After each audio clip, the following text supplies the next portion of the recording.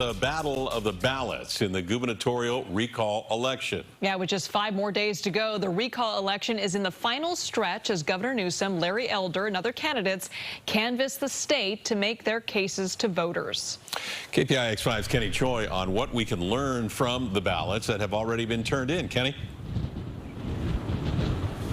Yeah, it's windy up here, and just like the winds, the momentum in a political race can shift very quickly. Early on, polls indicated a tight race in this recall election, but recent polls and early returns show and indicate that perhaps Governor Newsom can be cautiously confident that he'll get to keep his job. There has to be a major shift if recall proponents want to turn things around.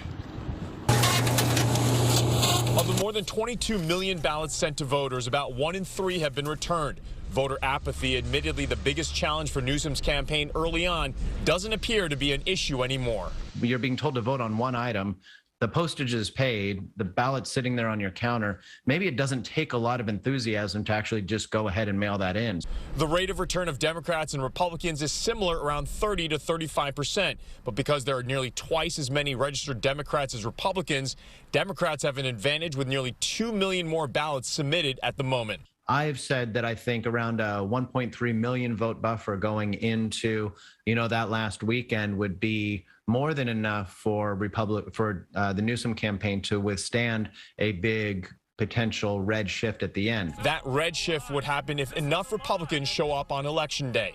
We need everyone to vote no. As Newsom has lined up Democratic star after star, the absence of a visible GOP figure backing Elder isn't helping the self-proclaimed sage from South Central to clear the final hurdle. No candidate, no sitting politician or elected official wants to throw their weight behind a losing candidate.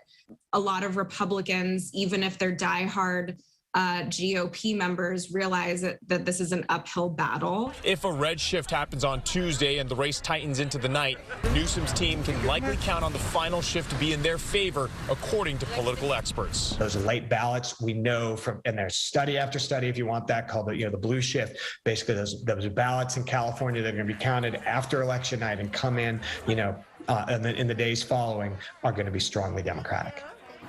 Yeah, and he makes a good point there, Kenny. These are not returns that we're talking about. These are ballots that are going in. They'll be counted later. We don't know what the count is for any candidate, including the governor right now. And I'm wondering, what is going to be the final messaging from some of these candidates who would like to be governor if Governor Newsom is recalled?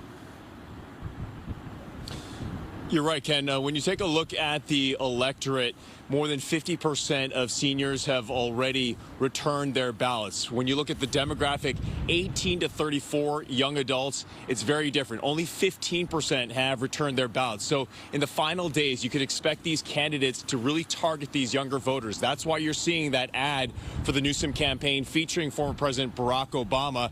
They're hoping that they can get more of the younger demographic out and return those ballots. There's 6 million of those voters that fall into the 18 to 34 category. That can certainly swing the election. So expect the messaging to focus on those younger voters. Yeah, all right, Kenny Choi reporting live. Thank you, Kenny. And of course, we'll have all the results coming up. KPIX 5 News is planning special coverage of the recall on election night. It all begins with KPIX 5 News at 7.